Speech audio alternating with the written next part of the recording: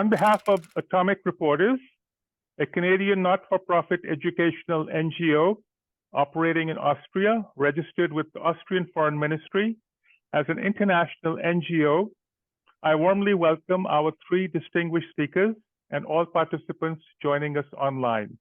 We apologize for this slight delay due to a technical glitch, unfortunately.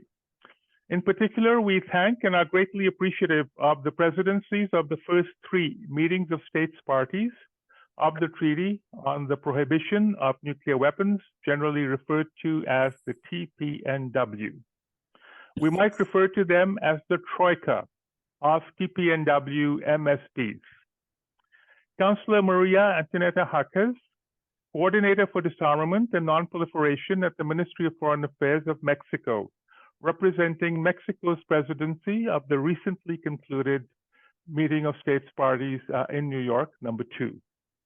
Ambassador Alexander Kmentt, Director of Disarmament, Arms Control and Non-Proliferation, Ministry of Foreign Affairs of Austria, President of the first meeting of states parties held here in Vienna in June last year, and also the Humanitarian Impact of Nuclear Weapons Conference held in Vienna also in June last year. And we have Ambassador Akan Rakhmetullin, Permanent Representative of Kazakhstan to the United Nations in New York, representing Kazakhstan's presidency designate of TPNW MSP3, scheduled for 2025. And he also has taken the responsibility of being the chair of the second session of the Preparatory Committee for the Non-Proliferation Treaty Review Conference. And the second session will be held in Geneva in August of next year. I am Tariq Rauf, a board member of Atomic Reporters and former head of verification and security policy at the International Atomic Energy Agency, and I had the privilege of providing comments during the drafting of the TPNW in 2017. This session will be recorded and posted on the Atomic Reporters YouTube channel, and I believe it's also being carried live on the YouTube channel. So our online discussion today will commence with an assessment of the achievements of TPNW MSP2, which was successfully concluded last week by Councillor Maria Jáquez, followed by a look back at MSP1 and connectivity to MSP2 and looking forward, Ambassador Alexander Kmentt, and then a look forward to MSP3 and potential intersessional work by Ambassador Rakhmetullin.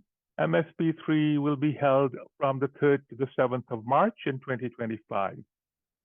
Our normal practice is for the moderator to engage briefly with each speaker following their presentation and have an interactive discussion involving all three speakers afterwards, and then opening it up to Q&A from our online participants. Prior to inviting our speakers, I should note that the second meeting was held in New York, as I mentioned, from the 27th of November to the 1st of December, under the presidency of Ambassador Juan Ramón de la Fuente of Mexico. In the full agenda, inter alia, there was a thematic discussion on the humanitarian impact of nuclear weapons, consideration of the status and operation of the treaty, including victim assistance, environmental remediation, and international cooperation and assistance, complementarity with the Nuclear Non-Proliferation Treaty and other treaties, verification of disarmament based on a report submitted by the Scientific Advisory Group. MSP2 adopted a political declaration, our commitment to upholding the prohibition of nuclear weapons and averting their catastrophic consequences. Also adopted were decisions on intersessional working groups, International Trust Fund for Victim Assistance and Environmental Remediation, as well as a consultative process on security concerns of TPNW states. TPNW states made a strong critique of the doctrines and practice of nuclear deterrence. Austria took on the task of coordinating a consultative process on the legitimate security concerns and threat and risk perceptions of non-nuclear weapon states from the continuing existence of nuclear weapons, and highlight new scientific evidence on the humanitarian risks and consequences of nuclear weapons. So with this brief introduction, I would like to invite Councillor Maria Antonieta Jáquez for her comments. Thank you, Tariq, and thank the Atomic Reporters for inviting me and also for convening this very timely webinar so soon after the conference ended, to have an assessment more than an initial debriefing also of what happened in New York last week. As you said, we concluded successfully the second meeting of states parties. On behalf of the president of the meeting, Ambassador de la Fuente, I would like to thank all the parties of the TPNW for their support and for their very constructive engagement. I want to highlight three main issues that might not be considered as very important, but I want to highlight their importance. First and foremost, the presidency decided to include a thematic debate, as you mentioned, Tariq, on the humanitarian impact of nuclear weapons. And the reason why the presidency did this, and the rationale behind this decision, is that other treaties and other conferences based on treaties have this very good practice of focalizing the debate on one issue or one or two items or issues pertaining to the treaty. And that makes a very good contribution for several reasons. One is we avoid repetition. We avoid repetition of the thematic debate. We have different meetings every time, for example, in the ATT or in the landmine ban treaty. And also we have the opportunity to hear experts from the field, but not necessarily directly involved with the treaty, NGOs, academia, and governmental experts can offer a point of view on that specific issue. So that's why we thought that the humanitarian impact of nuclear weapons has been assessed and has been debated in conferences outside the UN and in different forms inside the UN, for example, in the open-ended working group in Geneva that originated the TPNW. And also we have to mention the Vienna conference organized by the government of Austria last year, but not inside the headquarters of the UN in New York, inside of a formal meeting. And I think that is an important takeaway that we need to reflect on, because in the New York environment and in the New York practices, these type of conversations were destined to the side events and to the coffee meetings with bilateral meetings with NGOs and with academic partners. And also this was an issue that was debated with regards to either the concern expressed in the NPT since 2010 or with the NPT and in the first committee related resolutions, but not in a focalized debate and not in a focalized section of the debate. And the thematic discussion is a decision that already was presented by the presidency and adopted by the parties, so that the successive presidents would have that option if they decide to do so, to pick an issue or an element of the treaty that could be debated in a focalized manner. And we think that this is going to enrich the conversation, also provide for variety and differentiation of the thematic discussions in the meetings, but also is going to strengthen the partnerships between the stakeholders of the TPNW, which include civil society organizations and international organizations, and also the academia and scientific community. Having said that, the second thing I want to highlight is that the scientific advisory group presented its report and its first product after having been established last year by the first meeting of states parties, but the scientific advisory group started to work this year under the co-presidency of doctors Patricia Lewis and Zia Mian. And this group is very important to look at and to continue observing, and we are looking forward to hearing more of their conclusions and products, because this is the first time that there is a group of this kind specifically targeting the objectives of the treaty, which are the prohibition of nuclear weapons, what that entails, and what is the link of this to nuclear disarmament. We have the advisory group established by the CTBT, but that was devoted to the technical aspects of the monitoring and the verification.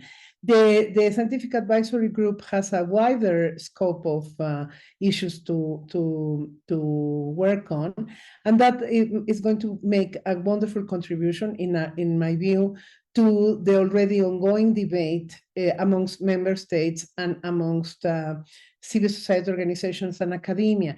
And I want to stress once again, that the communicating vessels between these communities through the scientific advisory group is going to make a difference, and it is already doing so. In the presentation of the report, we could see a very interesting study and portrayal of the status of nuclear weapons from the point of view also of the non-nuclear weapon states and the TPNW parties, which is the other thing I wanted to stress.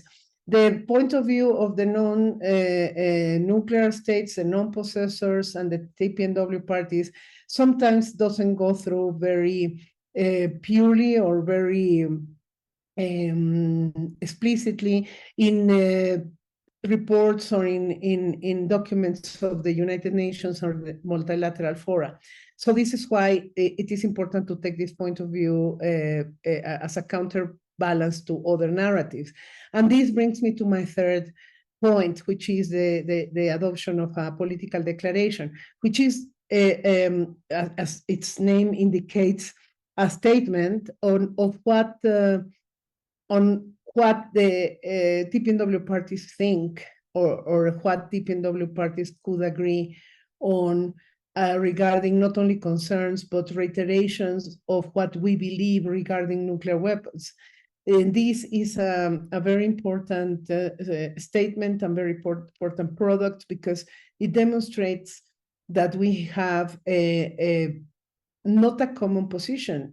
We are not like-minded, even though a lot of people say, what is the purpose of a political declaration amongst like-minded parties? But we are not like-minded. There are a lot of nuances. There are countries which different security concerns in the TPNW, different geopolitical realities, also different groupings.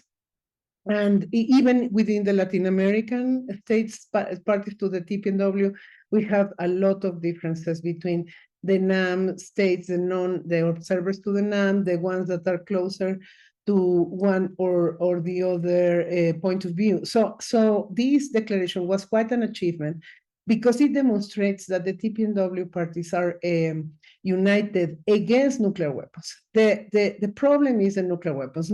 We are not focusing on political naming and shaming or politically induced biases. The problem is we needed to express an opinion about what nuclear weapons mean in the current security environment, what nuclear weapons mean for us, and why we have been expressing our determination to continue fighting against the view that nuclear weapons sustain security.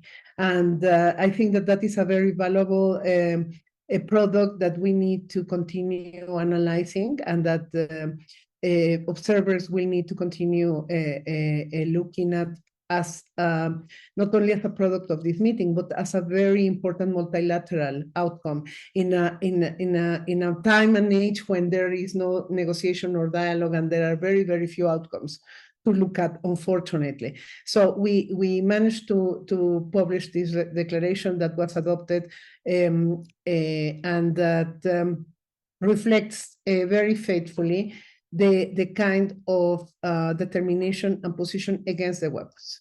So these are my three most important points. Of course, there is a package of decision that is of administrative nature that will get us through from 2MSP to the third meeting of states parties.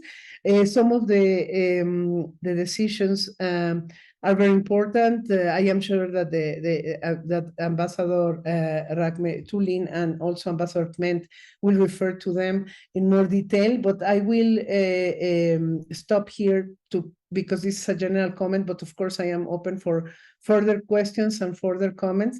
And my very last point is to thank all the observers that have paid attention to these outcomes as a contribution to multilateralism, because this is what is important, not to see the TPNW process as a separate process from others.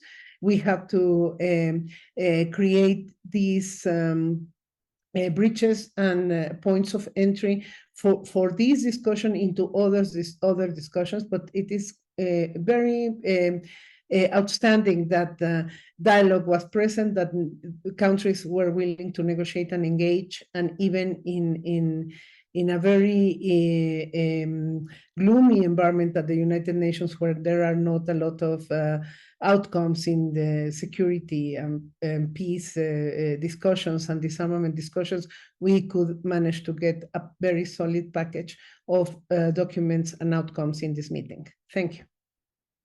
Thank you very much, Tony. That was a very rich presentation. I have some more detailed questions later, but one immediate question: you mentioned that with MSP2 and having the thematic discussion, it brought the focus on nuclear weapons and the humanitarian impact at the UN headquarters.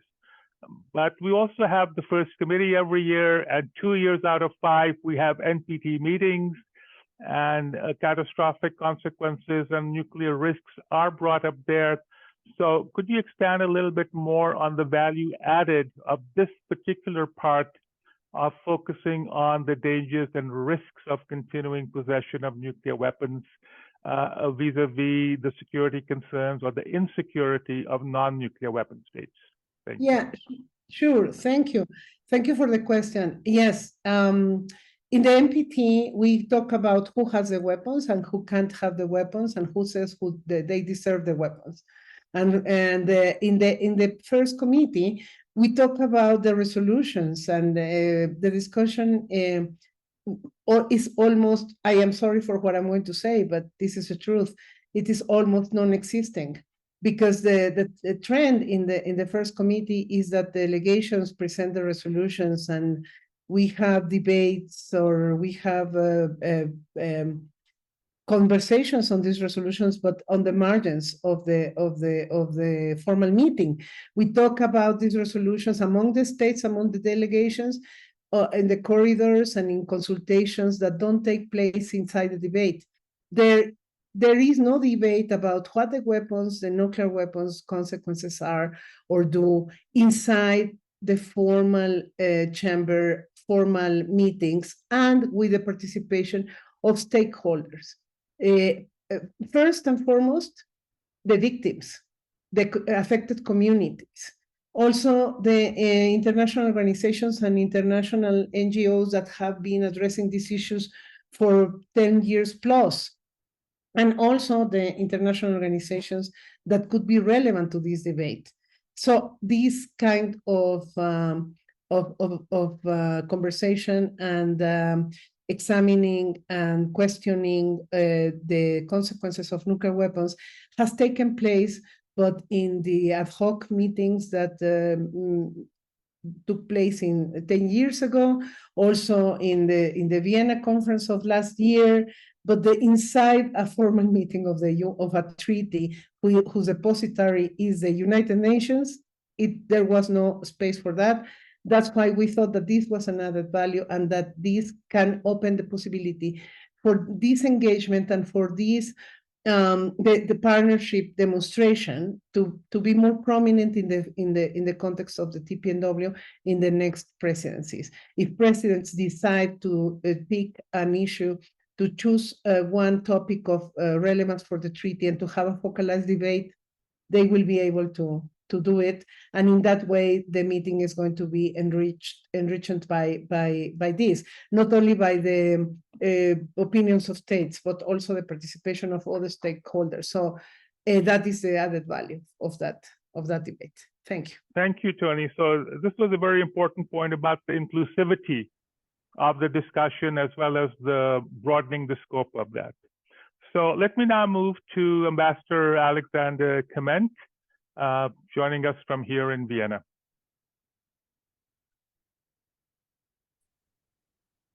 Thank you so much, Tariq and Atomic Reporters for the invitation. It's very timely, as Tony said. I just want to start by saying that we, of course, enjoyed very much working with the Mexican presidency in the preparation of the second meeting of states parties, and congratulate Ambassador Rakhmetullin and his team for the presidency of the third meeting of states parties. We're looking forward working with them. I cannot overstate the significance that the third meeting of states parties will be chaired by a country for the first time that has first-hand experience of the humanitarian impact of nuclear weapons. So I think this is a very, very, very important step. I agree very much with the points made by Tony. I just wanted to compliment them a little bit. First of all, for me personally, it was, of course, really very gratifying to come to the second meeting of states parties and to see how the decisions that had been taken at the first meeting of states parties are being put into practice. 2.5 years ago, when the TPNW entered into force and we started to consult for the first meeting of states parties, we had a blank piece of paper. And now we have informal working groups meeting, we have the coordinating committee, we have several facilitators, we have the scientific advisory group. It's still a very vibrant treaty. We had, as Tony was mentioning, very interesting and important thematic debates on the humanitarian impact of nuclear weapons inside a formal meeting. Also, I want to say that I fully share her view that this is really significant. From the margins where these discussions have taken place, we try to bring them to the center of the UN, and this is, of course, something that we will try to do. I think what the second meeting of states parties demonstrated, again, similar what we tried to do at the first meeting of states parties, that this is a serious enterprise. This is states that have gone through their due process at home to ratify this treaty based on serious considerations, serious security considerations and political considerations. This is not a finger-pointing exercise. This is a serious treaty-building exercise, norm-building exercise on one of the most contested issues that we have in international affairs. So we hope, of course, that the first meeting, now the second meeting of states parties, how TPNW brings its argument in the NPT process, that some of this antagonism that we still see will slowly start to fade away. This is a serious enterprise based on serious and profound security arguments, and that brings me to the point that I'm sure you would be asking me anyway. So I'd rather bring it up in the presentation. Myself, it's this new process that we have started and that Austria has been tasked to facilitate, which is the related to the security concern of TPNW states parties, and I want to explain a little bit what the meaning is behind that. TPNW states parties, and prior to the entry into force, for many, many years have raised the concerns about humanitarian impact of nuclear weapons, have organized international conferences, have organized joint statements based on an increasing body of scientific evidence, of research, of peer-reviewed research, pointing to the fact that the impact, the humanitarian impact of nuclear weapons, in case nuclear weapons are used either by intention or by accident or any form of human or technical error, would be far more serious, far more global, and interconnected and potentially cascading than previously understood. And similarly, there is a growing body of evidence that points that the risks are more complex, and that the idea of being able to control. Can I go on, Tarek? Because I've just seen a message from you. Can you just? Is there a problem? No, there isn't a problem, Alexander. Some people were having difficulties, so I was online with Alex to try to fix that. But we can hear you, so please continue. Okay. What I was just saying. Yeah. So this movement, the humanitarian initiative, and the TPNW is based on very profound scientific arguments. We can have different legal interpretations, no question about that, but we want to get to the point that it is acknowledged that these are security concerns that have informed states parties of the TPNW. So we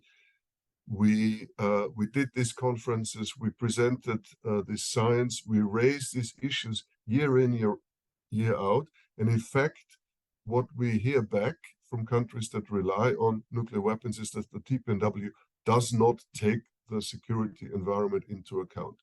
So what does this actually mean? It means there is a fundamental disconnect between the view that states that that rely on nuclear weapons have of security, and in their view, the irreplaceability of nuclear weapons on the one hand, and the very strong feeling of insecurity because of the existence of nuclear weapons that the non-nuclear majority has. But we are not getting to this point of having this conversation. We have raised these on numerous occasions. We have invited states to participate in these meetings. We have invited states to participate in joint statements. We try to raise it in the NPT. We just do not get past this point. So, which is really regrettable, because I personally am convinced that at the end of the day, the fundamental reason why we have tensions in the NPT is linked to these different perspectives of security and nuclear weapons. So we can continue to brush it over, but we actually see how this undermines the NPT, and so we have to have this conversation. So what we are now trying to do in the TPNW, if we are being confronted with the argument that TPNW does not take security environment into account, we have to be more joined up, we have to more consolidated with the security arguments that the TPNW has and on which it is built. So this is an internal exercise to focus, to better prepare ourselves, better consolidate the perspectives that TPNW states parties have, in order to hopefully finally get the response that we've been asking for a while, to actually have a meaningful discussion on what security and nuclear weapons really mean. So we need to obviously formulate the threat perceptions and insecurity arguments of nuclear weapon states better. So it is an internal exercise which hopefully leads to the fact that we can be in a stronger position to demand this debate that I think is absolutely crucial. Universality is, of course, is one of the key work strands of the TPNW. Tony didn't mention it, so I will say it. We had, of course, a number of countries joining the TPNW in the intersessional period, and just before the meeting of states parties, we got news that the Indonesian parliament had ratified the TPNW.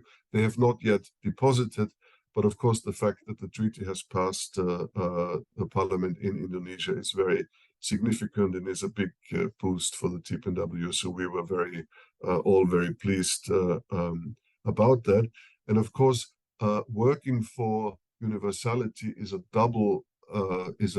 two-pronged approach. It is trying to get more states to join the treaty, of course, but it is also using every opportunity to raise the security arguments, the fundamental issues, the scientific findings on which the TPNW is based. So this is also something that we are going to be working on and need to continue to work on.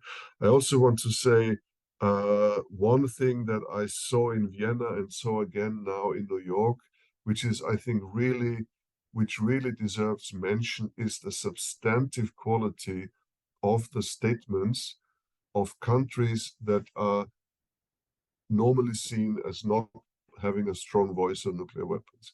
I think the humanitarian initiative and the TPNW has really been an empowering exercise for many states who find they may have little to say about intricate points on nuclear deterrence theory, but the minute you talk about human security dimensions of nuclear weapons and risks of nuclear weapons, what it would mean for their country, from food security to health and so on, they have an awful lot of really pertinent security arguments to make.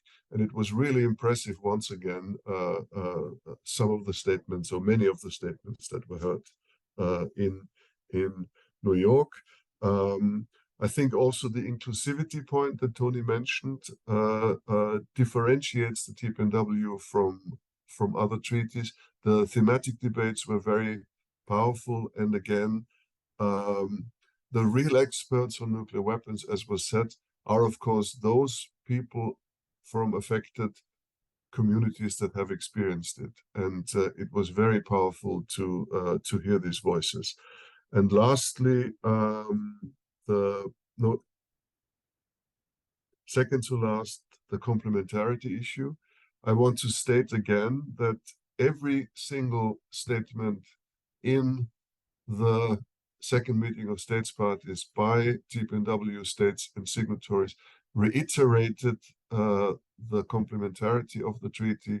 The motivation behind it is to give momentum and energy and credibility to the NPT, both the nuclear disarmament pillar, but also the non-proliferation pillar. So we really hope that these politically motivated points that are still being made from some will disappear. And the last point I wanted to say is that, of course, the TPNW is a young treaty. The implementation is driven by states parties. So it's individuals from states parties taking on specific responsibilities on top of their usual responsibilities, which is a big ask. So we don't have a secretariat as such. Of course, ODA gives the support for meetings, but we don't have an implementation support unit or anything like that. So we certainly have capacity issues in the TPNW. So some things will work faster, other things will work slower, depending on the capacity of countries and delegates that work on it. But we certainly do not have a commitment challenge in the TPNW. I think that was still very, and again, very apparent at the second meeting of states parties, a distinct sense of energy compared to what we now unfortunately see in most other fora, in particular on the nuclear weapons issue, that this is a community of stakeholders that is aware of the fact that all developments on nuclear weapons are pointing in the wrong direction at the moment. And the TPNW is the one international development that tries to put forward strong vision and arguments for a nuclear weapons free world paradigm. Thank you. Thank you, Alexander, for that detailed explanation on particularly the inclusivity, the thematic debates, the insecurity, and more importantly, the internal dialogue that Austria hopes to coordinate regarding the security risks of nuclear weapons. Some of the headlines after MSP2 stated rather boldly that the TPNW states have thrown down the gauntlet to NATO, and they're going to challenge nuclear deterrence head on. And in a sense, this was a war cry by the TPNW states. And I was wondering whether you might have a comment on that.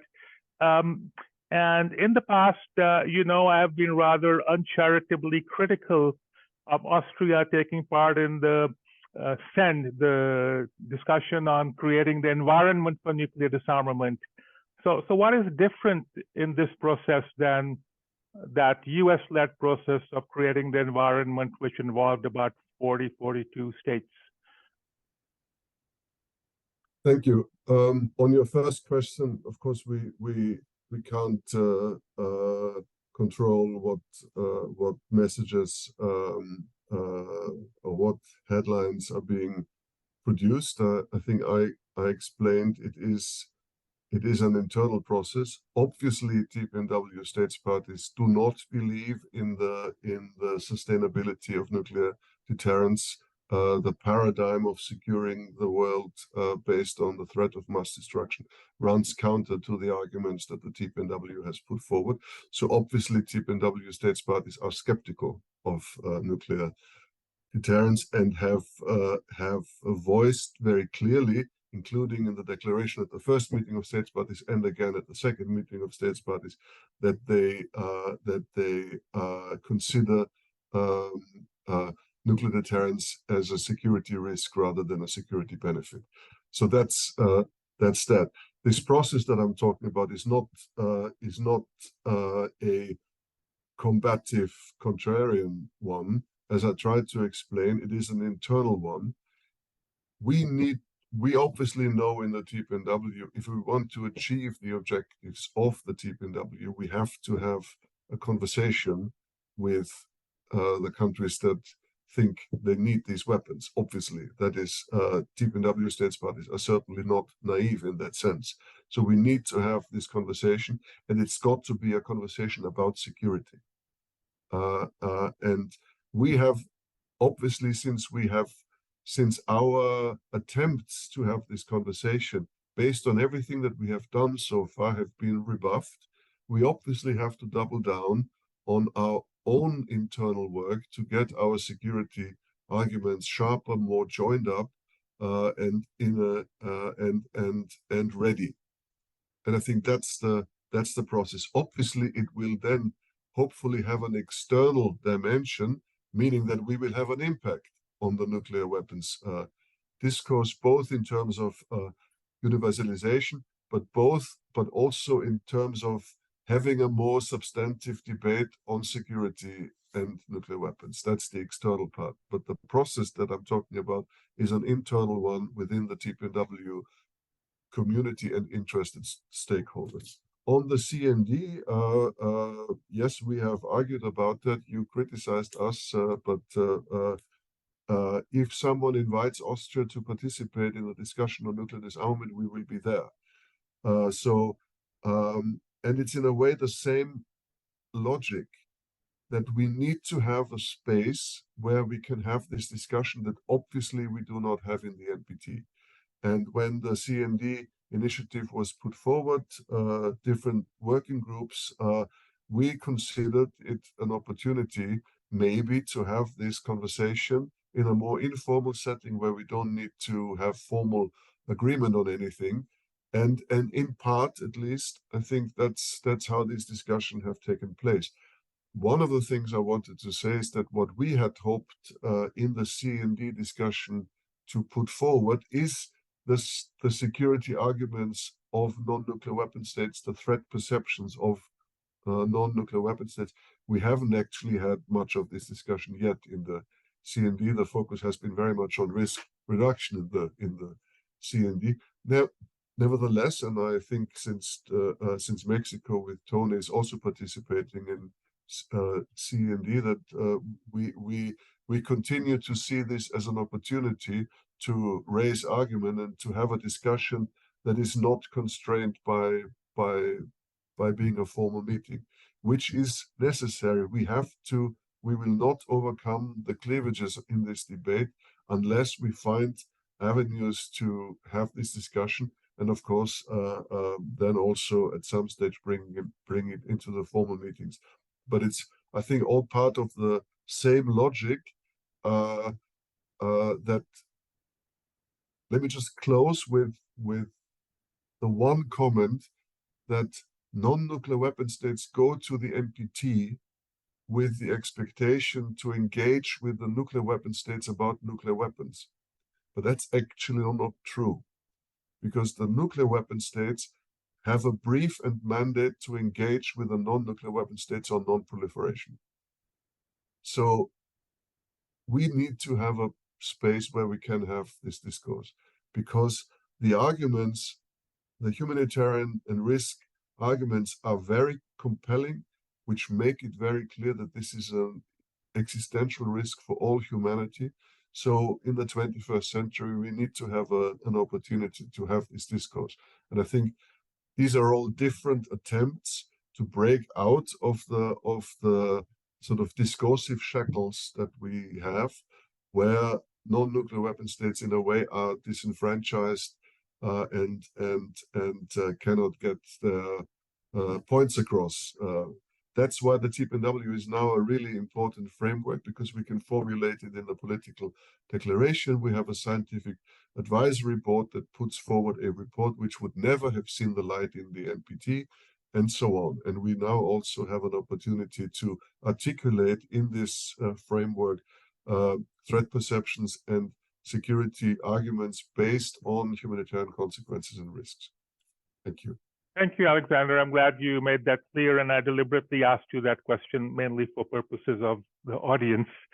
So now we move to Ambassador Akan Rakhmetullin in New York. Yeah, good morning, good afternoon, dear colleagues. It's really very good to be here. Tariq, thank you very much for organizing this really timely event, and to you and to Atomic Reporters. It's just a couple of days after the 2MSP is over, and it's very great to see back Tony and Alexander after, like, we just we last saw each other on Friday upon the completion of the 2MSP, and I would like to congratulate Tony, you and Ambassador Juan Ramón de Fuente for really for your teamwork and absolutely incredible results you've achieved during the session. And also I would like to thank Alexander, your team, for your active participation and support rendered both to second chair and to us as the chair of the TMSP. And we're also grateful to Mexican presidency for highlighting the and concentrating on the thematic debate on humanitarian assistance. And Tony, you rightly mentioned that this issue is being now discussed and considered on various platforms, including in New York. And I just wanted to remind that we and Kiribati, we initiated the resolution, first committee resolution on victims assistance and environment remediation. It was successfully adopted by the first committee, and now we are waiting some conclusion from the fifth committee on its budgetary implications, and then it will come to the vote on the General Assembly. And also, we are very grateful to the first and second presidency for your efforts, because you started working on from the scratch. Alexander, you, your team, and Tony, you further on developed and added the additional push to the process, and the process now is on, and it's proved that it's viable, it works, it can elaborate very serious, very substantial documents, outcome documents, very substantial discussions. And our task and our vision that we have to keep this dynamic attained during the first two conferences, and to ensure the process is going on, and to ensure that your efforts are, were quite sufficient to move this process, to give the real kickoff for this process. And our minister participated at MSP2, which shows our seriousness and our responsibility, how we responsibly take this process, and we are very much looking forward to attain some certain tangible results, both during the intersessional period and at the third MSP. We've met with different delegations, and we discussed the possible with the members of the consultative group, and indeed we'll be concentrating during the intersessional period on the regular basis to work in all formats, all the working groups on which the relevant decision were taken during the 2 MSP, and consultative group as a whole. For instance, we next year we plan to host, to convene in Kazakhstan, the meeting of the representatives of the nuclear weapon-free zones, and I'm not sure about the exact timing, but we foresee it for the next year, and we would like to convene on the margins of this meeting kind of consultative process with all TPNW parties who are interested, because we have no idea whether it will be the consultative group or it will be one of the 6 structural segments of the treaty, but we will come up with some certain decision. As far as the thematic debates, of course, we will be thinking over that, and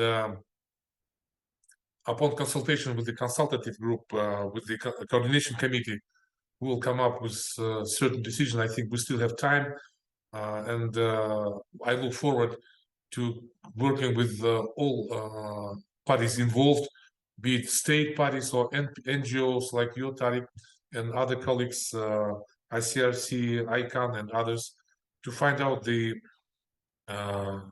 very relevant and I think important key topic to discuss during the CMSP. And indeed, we'll be concentrated during the intersessional period on main directions such as effective implementation of the treaty, its universalizations. Alexander, you've mentioned that Indonesia just on the eve of the 2 MSP has ratified, and we are looking forward that the ratification letters will be deposited soon to the United Nations, and we will keep our work with those countries who are not members so far to the TPNW, with our regional countries from Central Asia. We are really sober, and we have to be realistic. That is, the TPNW does not enjoy the overall support from all states, but we have to keep this work on. And I would like to use this opportunity to ask my both colleagues from 2 different continents, from America and from Europe, to also to reach out to your neighbors, to your countries in your region, to convince them to consider joining the treaty. We can feel that to some extent we could reach a kind of equilibrium of among those states who are wishing to be part of the TPNW, and some of them are still hesitating. And I think we need to use more, to use this momentum, to use the results which we attained at the second state parties meeting, to try to convince them to be a part of the process, or to expand the number of countries who are observers to the process. So besides that, apart from that, we'll be concentrating on the further work on humanitarian assistance, on victim assistance, on environmental remediation. We're still thinking about, moving forward the idea about the creation of the trust fund to help the victims, though we do not have the consensus on how it should work and how it should be funded, but still we have some ideas, and we will concentrate on working with that. And the final document of the 2 MSP stated that we have to examine the establishment. Of course, we wanted a stronger language during the consultation, but we came to understanding that, in order to attain the consensus, we've agreed to have that examining. So we still have time to examine. We still have time to work on the possible modalities, modus operandi of the trust fund. We will be working on that. And of course, we have to utilize the recommendations and findings of the scientific advisory group, mentioned also by my colleagues previously. And Tariq, you also rightly mentioned that I will be wearing 2 hats. I am already wearing 2 hats. It's NPT second PrepCom and the third MSP. So, and also for me, it's very high responsibility. At the same time, I have to keep, track on both processes, in order not to, though I embody to some extent the complementarity of these 2 processes, like TPNW and NPT. But of course, we have to be, again, as I said, realistic, and to keep both processes going on. But we are open to any ideas from our colleagues, from you, from other delegations and stakeholders, on how we could, complement, without interfering, without encroaching to the genuine processes, both in NPT and TPNW, but to keep this process going on. And of course, we are very much committed, to this process, and we are open to work both with delegations, with member states, and with NGOs, because it is very important and very substantial thing that in TPNW we have the NGOs participating in the full-fledged attendees of the process, and who can think out of the box, who can bring the real added value to the process. So again, I thank you for your support, for your involvement, for your dedication to this process, and I look forward to working with you during the intersessional period, and on the run-up to the third MSP and during the third MSP. Thank you very much. Thank you very much, Ambassador Rakhmetullin, for those wide-ranging comments. And I'm very glad you mentioned that in you is, in a sense, reflected the complementarity, wearing these 2 hats at the same time. And also, Kazakhstan was a country that at one time hosted Soviet nuclear weapons and then gave them up. And also, it was Kazakhstan which led to the moratorium on nuclear testing in 1990, an initiative of your first president, Nazarbayev.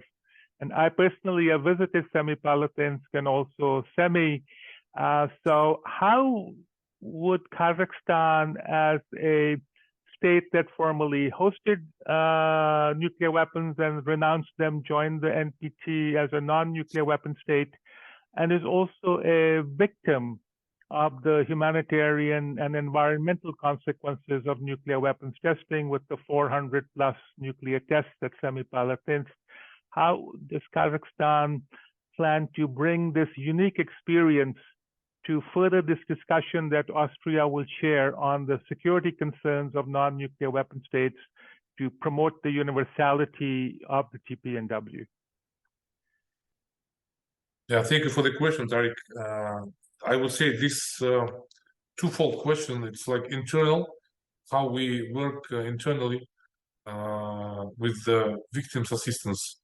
Back home, we have special government program, the strategy working, to oriented on both as people or the population of the affected areas and on the rehabilitation of the areas, rehabilitation of the environment of the, to bring back this affected area into the, economic turnover, into the agriculture, for example, or economic turnover. On the international level, we are thinking about bringing our experience into the, as I mentioned at the very beginning about the resolution we've elaborated, put forward with Kiribati and supported by the overwhelming majority of the states. It gives us the legal opportunity to work towards the real practical assistance. And we have to talk with Alexander Kmentt about how we could put on board the findings or the best practices during the rehabilitation process, both in Kazakhstan and in other countries. I think it's a matter of further consultations, but for sure it deserves particular focus on that. But as I said, we'll be concentrated on the working, on implementing this resolution we adopted on the first committee. Very good. Thank you very much. So I had a general question that any one of the three of you could answer. And this concerns the competent authority, and I have a particular interest in it, having worked for the IAEA and also supported the drafting of the Central Asian Nuclear Weapon-Free Zone. So I would argue that the obvious competent authority to do the verification should be the International Atomic Energy Agency. But in my view, the IAEA has been missing in action at the MSP, and although it sends an observer delegation, they don't take part and contribute anything. And I was actually quite surprised to see ICANN in the last session give a very good update on the status of comprehensive safeguards agreements, additional protocols, and small quantities protocols in the TPNW states. And this should have been something that the IAEA should have presented. So my question to anyone who would like to answer is it being considered through the Secretary General of the UN to send a request to the IAEA to provide inputs to the consultative process, and in particular to MSP3 on verification approaches and also on the status of safeguards agreements in TPNW states? So anyone who would like to pick up on that?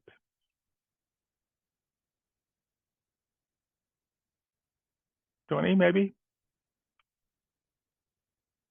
Yeah, I just want to say, well, Mexico is the co-chair of the working group on Article 4 on this issue. And first and foremost, I need to say that the TPNW parties in the consultations expressed their interest in debating on this issue, but also expressed that in the list of priorities that the TPNW parties have, the implementation or the establishment of the International Competent Authority is not seen with rush. That's the characterization that emerged in in the consultations. That doesn't mean that it is not a priority or that it is not urgent in that sense, but in the urgent matters of implementation is the one that is not at the front line of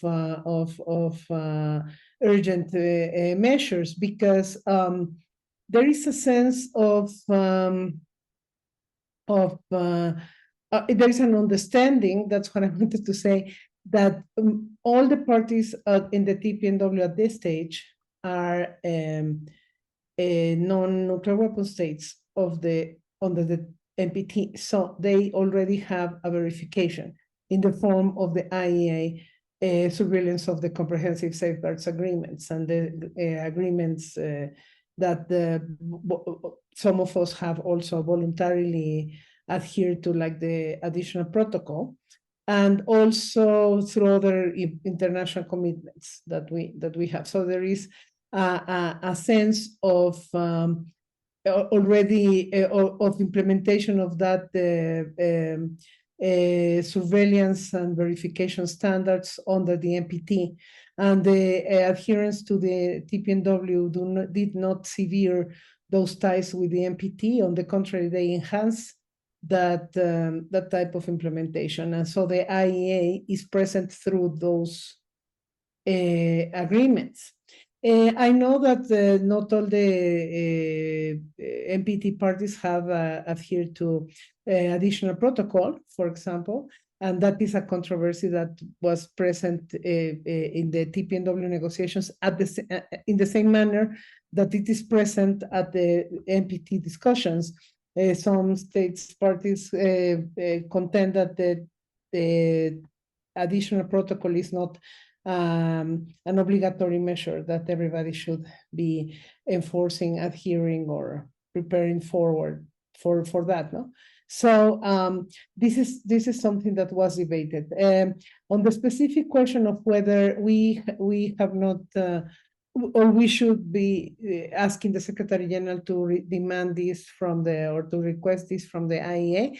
This is something that was considered in the first in some of the, I think the first or the second consultations of the working group 4. Somebody said this, somebody said about asking something formally. We did not pursue that officially as co-chairs of this group because of the request of member states to continue debating on this issue before taking some more concrete measures. The IEA is always invited to participate. Yes, there is a representative. I hope that there can be more collaboration avenues and projects in the near future between the TPNW and the IEA. In the same way that there is a collaboration or there should be more collaboration of the IEA with other instances, for example, the treaties establishing nuclear weapon-free zones, that are intrinsically linked also to the verification activities of the IEA, and the IEA is not working closely with the parties of the nuclear weapon-free zones either, and this is something that should be corrected, because I agree with you, the agency should have a prominent role, is the natural candidate to exercise these verification activities, although we always need to keep in mind that the role of the IEA is mostly at this stage to verify that a country like Mexico does not acquire nuclear weapons or is not engaged in a nuclear weapons program, we should also have more conversations about this role of verifying that the possible new TPNW party with nuclear weapons eliminates these weapons in a verifiable manner. So that is the discussion that needs to take place in order to implement Article 4 fully. Thank you. Thank you. We don't have much time, so I won't push this argument further, but I just wanted to state for the record that under the statute of the IAEA, IAEA is specifically mandated to support UN-mandated disarmament. And since the TPNW has the Secretary General as its depository, it is perfectly within the mandate of the IAEA. And I'm a little bit disappointed that after Director General Albarrade, the next two Directors General, including the current one, have not been visible on nuclear disarmament on the part of the IAEA. So this is also a message to the IAEA. The mention was made of the report of the scientific advisory group, particularly on the status of nuclear weapons and the humanitarian impact. So, and following from Alexander's comments, I would highly recommend that the three chairs together should consider submitting that report as a working paper to the next session of the NPT PrepCom, because it squarely puts this information on the table. If the weapon states and their allies don't engage with it, that is not the most important thing, but it's to put it in that particular format. And just to develop on them, I have a feeling that in the scientific advisory group, there is a tendency to focus on a type of verification that, in my view, will not be possible, that is verifying the dismantlement of nuclear warheads. The US in particular has openly stated that it will never, ever allow international verification of nuclear warhead dismantlement. And Tony and Alexander and Akan, you might remember that at the height of the Cold War, we had some 70,000 nuclear weapons. Today we have 12,500, and 125,000 nuclear weapons have been manufactured. So all of these weapons have disappeared because they were dismantled unilaterally. And I think that's the way to go, and to put the material coming out of nuclear weapons under a verification. So if somebody has a brief comment on that, I'll take it, and then we can move on to a couple of other questions.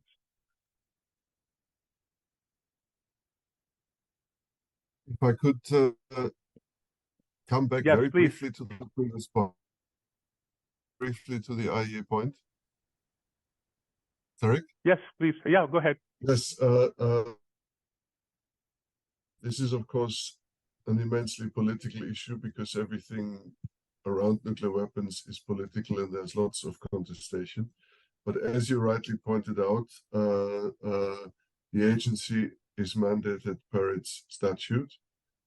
So there is obviously a lot of expertise available in the IAEA that's of relevance for the TPNW, and I just need to mention the agency's experience with the verification after the South African nuclear weapons program was eliminated. This is one of the pathways explicitly foreseen in the TPNW.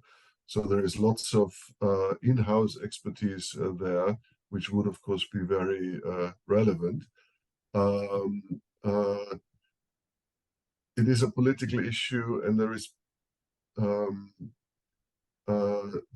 there are of course some stakeholders who don't want the agency to be engaged in the TPNW, and I think this is it comes back to what I said before. It's about time that we turn the page, and there is a technical engagement. We understand once there are budget implications, it's a different story, but there is a lot of available expertise in the IAEA. And I need to say that it's not just related to Article 4 and the elimination of nuclear weapons. There is a lot of other expertise related to environmental remediation, for example, environmental sampling, where the agency has expertise, from nuclear medicine to nuclear risk disaster mitigation.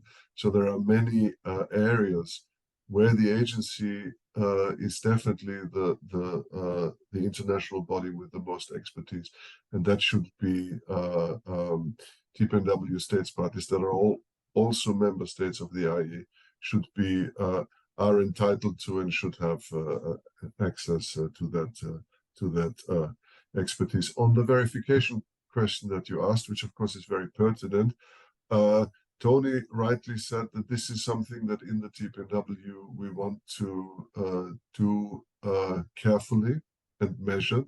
There is no immediate rush to do it. We rather want to take this discussion forward carefully. And I think the scientific advisory group and also the informal coordinators on Article 4 have done some good preliminary work, because actually the approach of verification from the TPNW perspective, which is that a nuclear weapon state wants to give up these weapons and wants to communicate to the rest of the world that it has fundamentally changed its approach to nuclear weapons, is entirely different from the verification approach that we see in arms control fora, for example.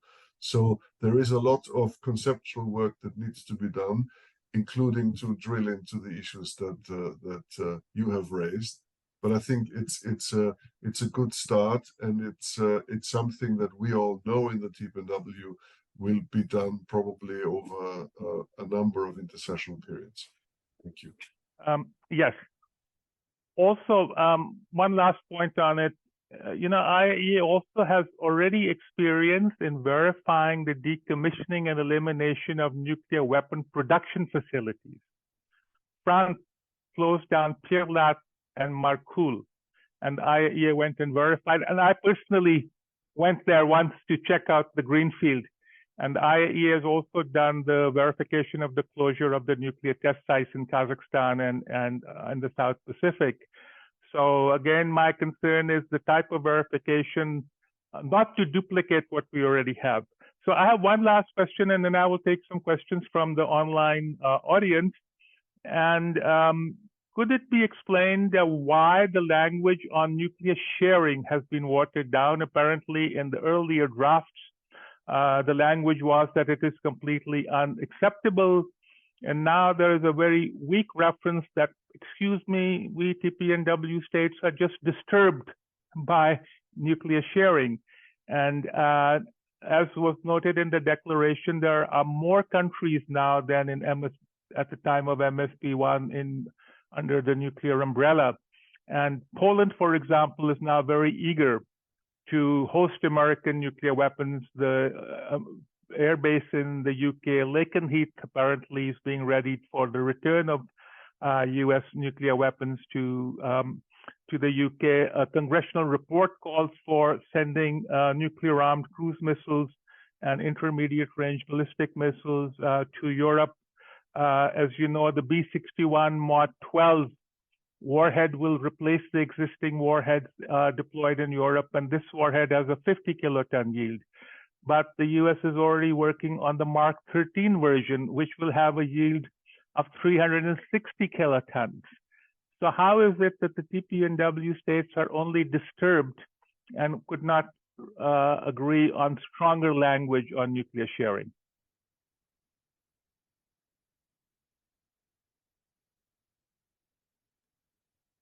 This is for the presidency of the second meeting of states parties. Yes, of course. Okay, Tony, you're on the hot seat.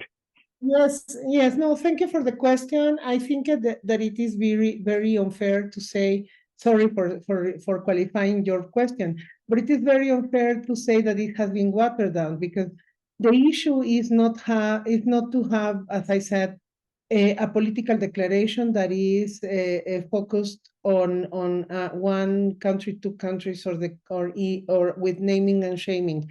We agreed on that, at least from the point of view of the presidency. We don't want to do that because we want to emphasize that for the TPNW parties, the problem is the weapons, not the countries, because weapons emerge as part of the political problems that we have, not as part of the solutions that we have.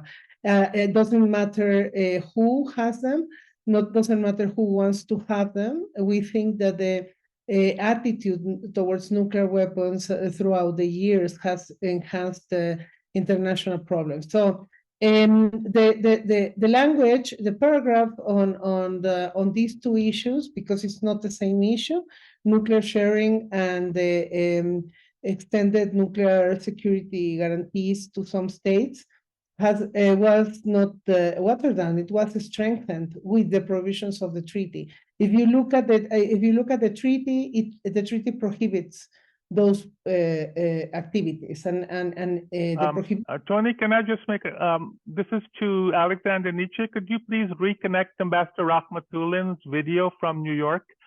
Sorry for that interruption, Tony. Yeah. Please go ahead.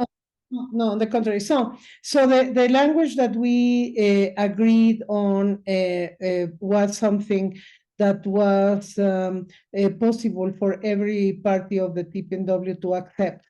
As I said before, and this relates to one of the questions in the chat, if I may, already to address that, is that we are not alike. All the TPNW parties have a common undertaking, which is to reject nuclear weapons and to think that nuclear weapons should be prohibited under international law. That is the commonality. And there are some nuances in the security appreciation and concerns. There are some, for example, Latin American countries did this 57 years ago. 57 years ago, we prohibited nuclear weapons in our territory. So for us, the prohibition is something that generationally has been a part of our international commitment and national psyche. If you agree on this concept, so for us it is unacceptable and completely impossible to understand or to justify that some countries consider nuclear weapons as the basis of their security. We respect what they say, but the declaration is not a Latin American declaration. It's not a CELAC declaration. It's not a Mexican national statement. And we needed to take into consideration the views and the vision, even the regional vision of all the parties. And that is why the paragraph is structured in a way that firstly states what the prohibitions in the treaty are, and then what is our opinion about what is happening in the world. So we don't see that as a watered down, but it is not a naming and shaming resolution, but a resolution grounded on what has already been prohibited in the treaty, in the TPNW, as the opinion of all the parties of the TPNW. Thank you, Tony, for that. So there was one question which regarded the venue for the TPNW, but I think Jean Geldy, when he gave the concluding statement of Kazakhstan after the adoption of the declaration in New York, he mentioned that the reason for holding MSP3 was that all states parties are represented in New York. I personally would like nuclear meetings to be in Vienna, but that's a separate issue. Since we are close to the end, I'm just trying to see what other questions there are. There were some NPT related questions, but that is not our focus here today. So maybe I'll ask a question to Akan.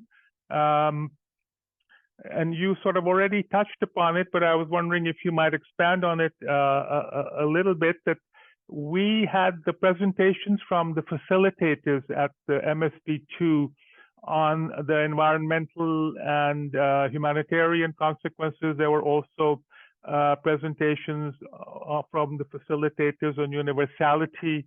And I was wondering whether Kazakhstan has any ideas or views at this stage on how to further develop the findings of those two reports, and also to make them available more broadly beyond the TPNW audience.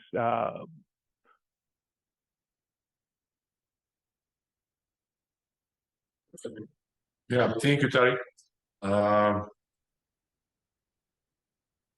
As far as this reporting are concerned, I think we can work on that with all parties involved, because you asked about the possible mechanisms of the possible activities to practically implement the decision on humanitarian assistance, on victim assistance, and of course we have to use this finding from the report.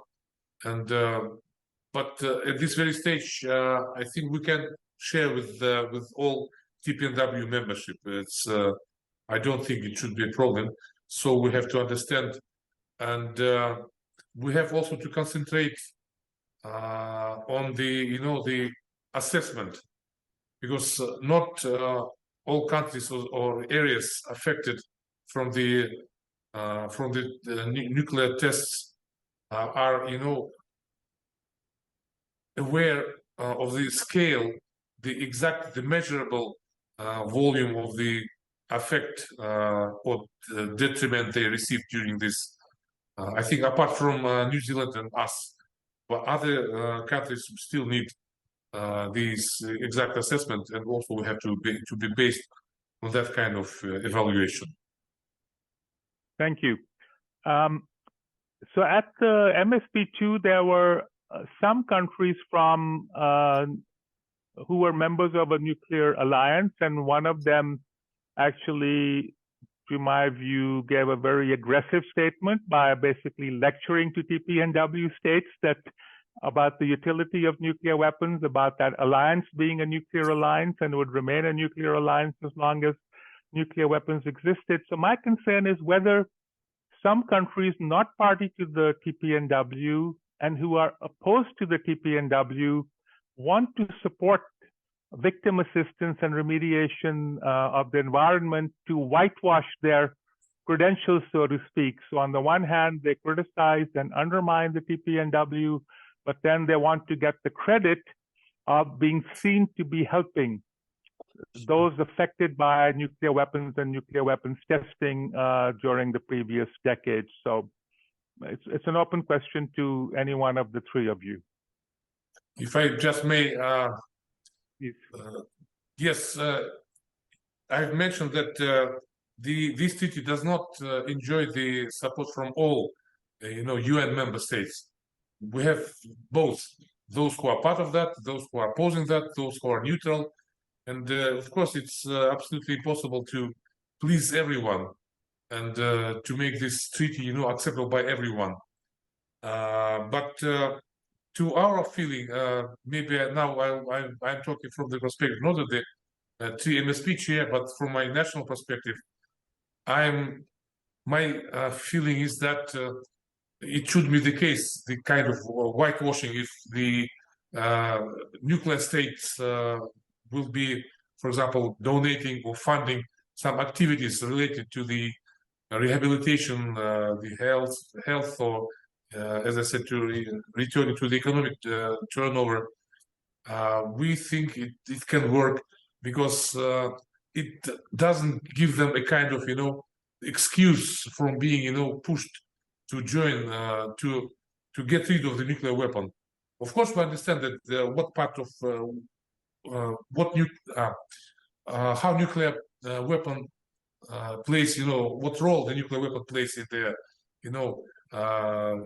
defense doctrines and in the foreign policy, but still this is not the case when we will be just closing our eyes that if any country opposing to the TPNW, but will be, by other hand, will be giving the its fine.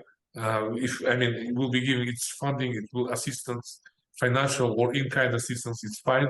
Let this country do that, but still, this country will be pushed or by the TPNW member states to move towards the nuclear weapon-free world. This is my national take. Thank you. Thank you. So anyone else on this? And if you can also just make brief comments. So we'll start with Alexander, Tony, and then come back to Akan for the final word. Thank you. My personal reflection on this is that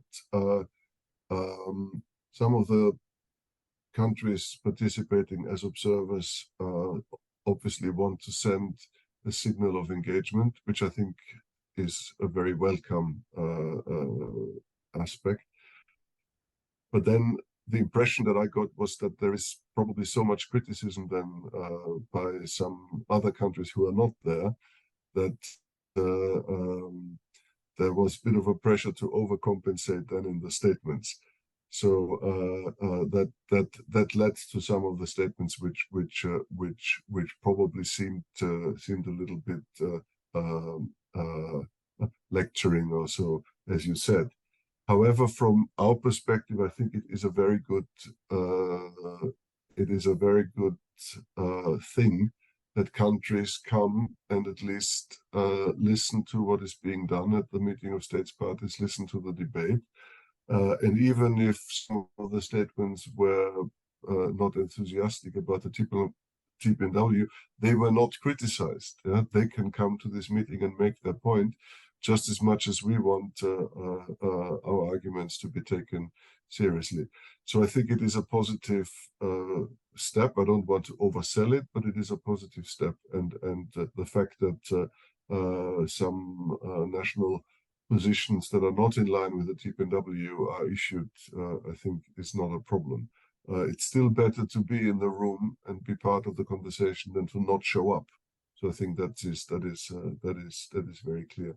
On the point of whitewashing, this is of course in a way a concern, because in some democratic countries the pressure might be stronger to get engaged on the humanitarian aspect while staying clear from the legal dimension of the TPNW. I would still say it's a good thing if countries that rely on nuclear weapons expose themselves more to the humanitarian argument by being part of this discussion. If it leads to getting closer to the TPNW or not, we don't know. But at least it is a step that at least seems to demonstrate understanding of the arguments on which the TPNW is based, which is to prevent these humanitarian consequences as exemplified by the victims and the environmental damage. So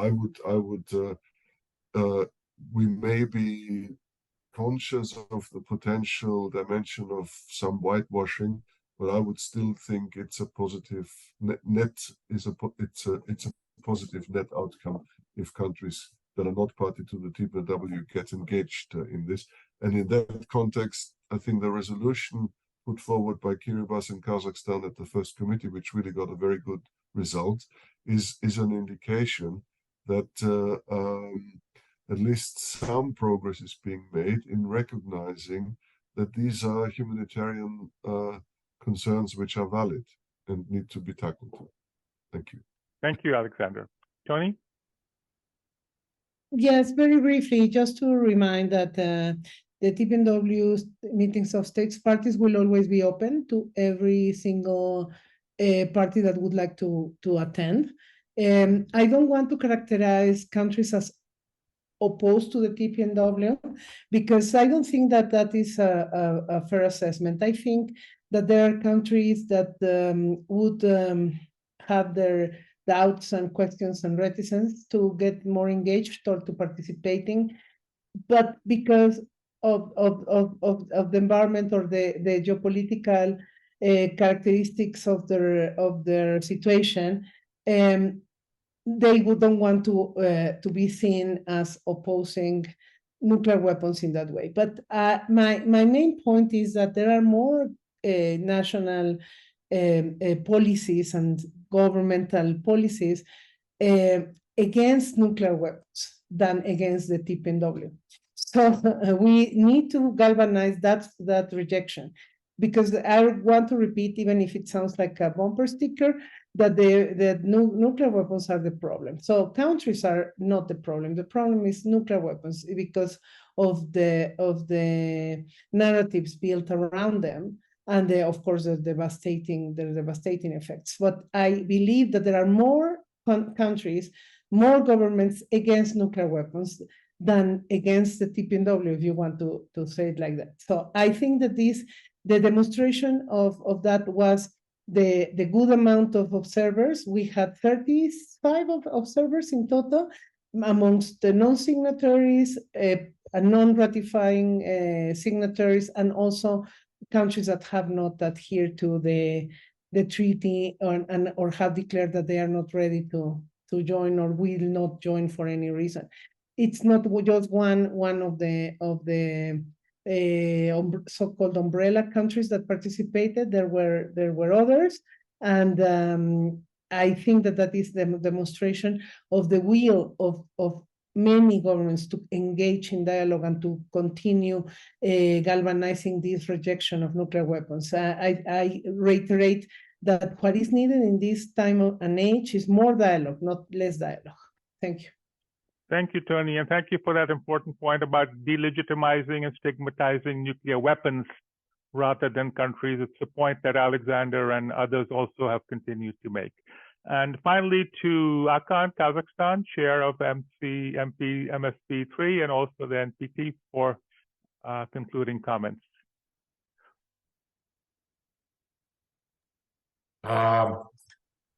For me, this participation, this event, this meeting, it was a really good experience, and it helped me, of course, to to more galvanize and crystallize on what we have to concentrate on our further activities, and I also obtained more feeling and more detailed vision of MSP1 and MSP2 chairs, the presidencies, and again, I will be very much looking forward to working with you, Tony and Alexander, and of course, Tariq, with you, with your colleagues towards our during our run-up to the MSP, 3MSP. But at the same time, as you mentioned, the second PrepCon to the NPT, it's also a challenging task. I'm also concentrating on that, and I'm planning also to visit Vienna next year, and I hope to see you there personally, and we can discuss some certain issues related to both processes.